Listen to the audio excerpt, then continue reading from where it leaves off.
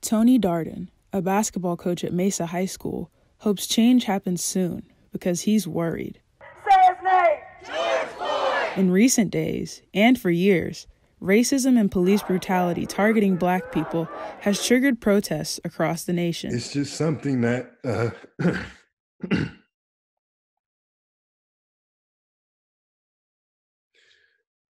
I don't think people truly understand that. And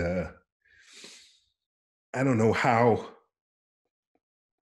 we can get more people to understand that, because it is something that affects our community every day.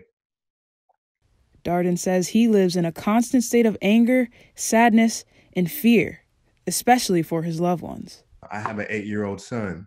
You know, he's rambunctious. You know, he's into sports. You know, he gets an attitude sometimes. He laughs and jokes sometimes. You know, he's just like any other kid.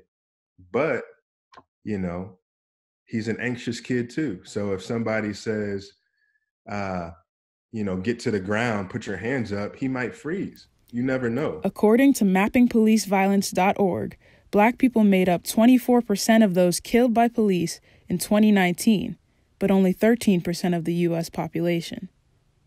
George Hawthorne, football coach at Mesa Skyline High School, spent 16 years as a commander in the Maricopa County Sheriff's Office. He's also ready to see a change. After years of protests, he says it took rioting and looting for some non-Black people to start paying attention, but it shouldn't have. That it's not being made up. You know, although you don't see it because you're not the affected population. Know that that person's feelings come from someplace. Let's find out why. Why do they feel this way?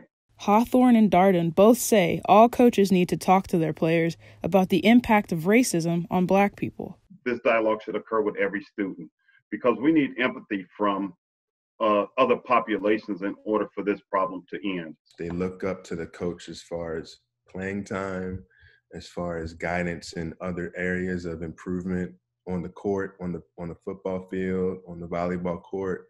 And so that should still be the same when it comes to these issues.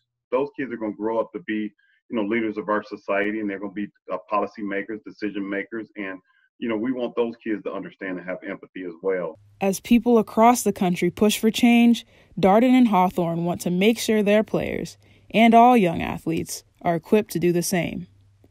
Misha Jones, Cronkite News.